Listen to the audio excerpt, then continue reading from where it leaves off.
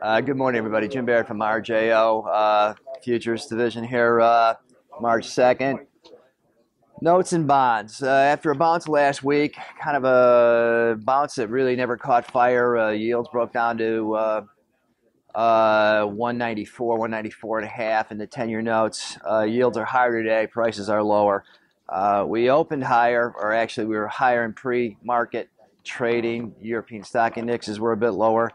But once the 8:30 bell rang and New York trading resumed in stocks, there was a big bid for the NASDAQ, pushed into new all-time highs. The drum roll for NAS 5000 is all over the place on the news. And therefore, these yields, the notes and bond yields we currently have, don't look so great. It's a real dichotomy in how people are looking at things, what lens are looking at things through. The European sovereign rates overnight hit all-time lows. Some of them are negative, for goodness sakes.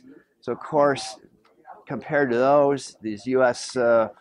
Note rates near 2%, you look okay. But with the NASDAQ rallying how it did last month and continuing, it looks like it's going to continue this month.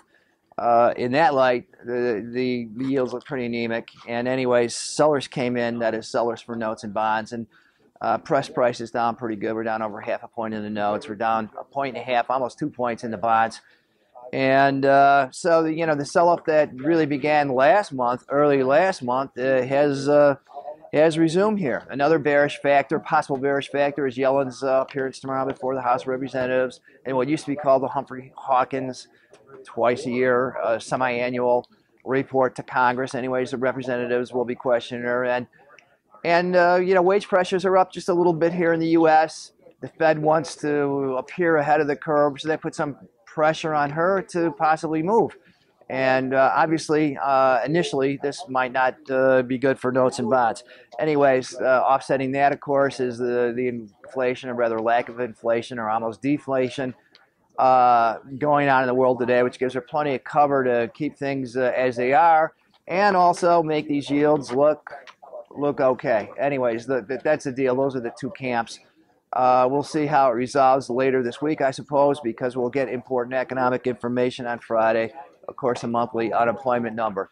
If unemployment or employment jumps up over, significantly compared to what we've been seeing, I mean, that would put all kinds of pressure on the Fed again to raise the short rates.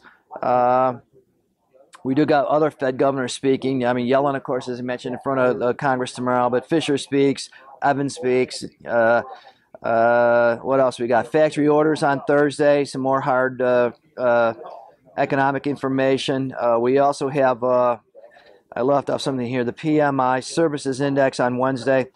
And, well, again, unemployment number Friday. Stay tuned for that. But again, today, anyways, the market is down, basically not able to compete with breakout ranges in most United States stock indexes. I can reach at 800, 500, 2461 to discuss any futures market. Futures and options on futures may involve substantial risk and may not be suitable for all investors.